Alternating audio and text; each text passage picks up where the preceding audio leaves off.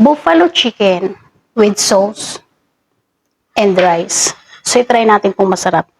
Ito muna tayo sa sauce. I-dip lang natin yung ating chicken.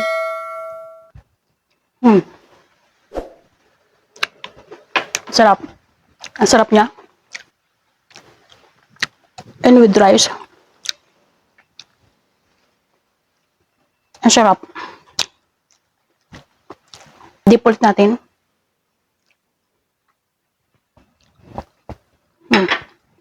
Sarap. At dahil nag-crave na naman kami sa fried chicken, at para maiba na naman, ginawa ko siyang with flavored.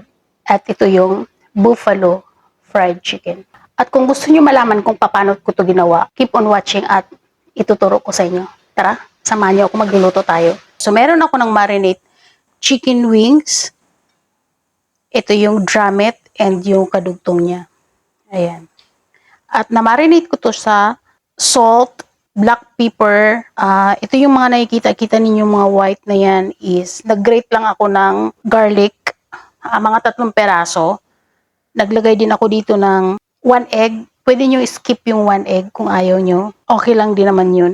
At mag-a-add pa ako dito ng mga 1/2 cup na cornstarch. At ihalo-halo lang natin. Pwede rin kayo dito maglagay ng calamansi or ng lemon sa pag-marinate. Pero ako, ganito lagi yung ginagawa ko sa aking fried chicken. Sa aking ingredients naman, meron ako dito ng 1 cup na all-purpose flour, 1/2 cup na cornstarch, at naglagay ako ng crispy fry na breading mix. At ito meron ako dito ng garlic salt. Lalagyan ko lang siya ng dash lang. At maglalagay ako dito ng black pepper. So black pepper, mga pinch lang yan. At maglalagay din tayo ng paprika. At nitong chicken powder. So, naglalast 2 minutes na yung chicken powder ko, kaya mga 1/2 teaspoon na lang yan. I-mix lang natin lahat. At dito naman sa aking dip na pan, naglagay lang ako ng used oil at lalagyan ko siya ng bagong cooking oil. So, yung purpose nito ay para mas maganda yung kulay ng fried chicken. So, iubos ko na to. Paiinitin lang natin yan. At ito na yung ating chicken na na-marinate. So, kukuha lang tayo dito.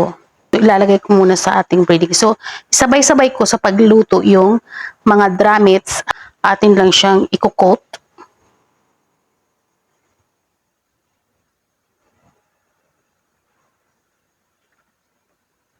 Lalagay na natin yung ating drummets. Pin lang natin yan. At once na naluto na, magbabalik tayo. At pagka ganito ng kulay, okay na to. Tatanggalin na natin at mag-next batch na tayo. So ito nga nasunog kasi naiwan ko. Pero mga ganitong kulay lang, okay na yan. At habang nagpiprito tayo, gagawa na tayo ng sauce. So, meron ako dito ng butter. So, tansya lang yan. Bahala kayo kung gaano kadami yung inyong gagawin na buffalo chicken. I-melt lang natin ito. Maglalagay tayo ng maraming tomato sauce.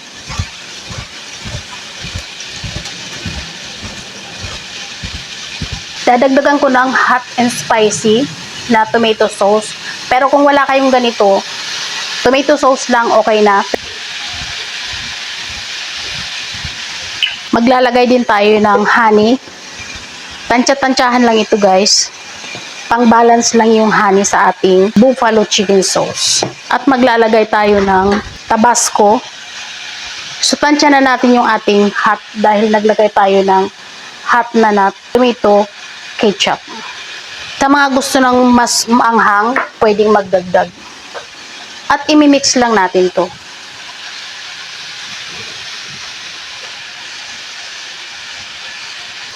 So, ito na yung itsura niya.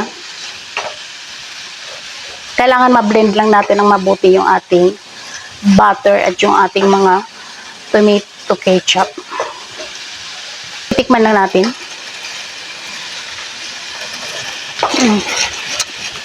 Ang sarap, okay na siya. So, kailangan titikman lang ninyo kung nagbabalance na yung lasa ng ating tamis at yung ating tomato ketchup.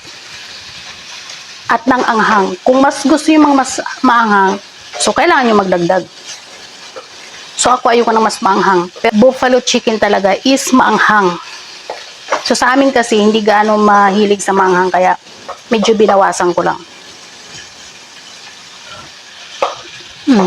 Harap. Para sa dipping sauce naman natin, meron ako ng mayonnaise, mga 1 cup. Maglalagay tayo ng mga 1/2 cup na all-purpose cream. Garlic salt, kung wala kayong garlic salt, maglalagay kayo ng garlic na fresh at ng salt. So, kasi may garlic salt ako, combination, iisa na lang yun. At maglalagay din ako ng honey, mga 1 tablespoon. Black pepper. At imimix lang natin. At ito na, meron na tayo ng dipping sauce para sa ating buffalo chicken. So, tikman ko. So, okay na, masarap na. At ito na yung ating buffalo sauce. At ito naman yung ating chicken. Itutos lang natin para ma-coat lahat ng ating chicken.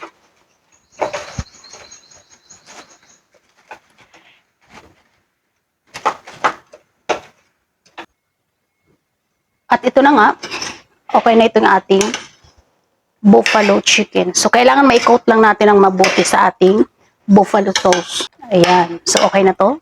Meron na tayo ng buffalo chicken. So, ayun guys, kung bago ka sa aking channel at hindi ka pa nakapag-subscribe, please subscribe. Paki-ring the bell all para every time na nag-upload ako ay manonotify ka. At paki-follow na rin ako sa aking Facebook page, Hilda Kitchen Vlog. Maraming salamat sa inyong panonood. Hanggang dito na lang tayo. Bye!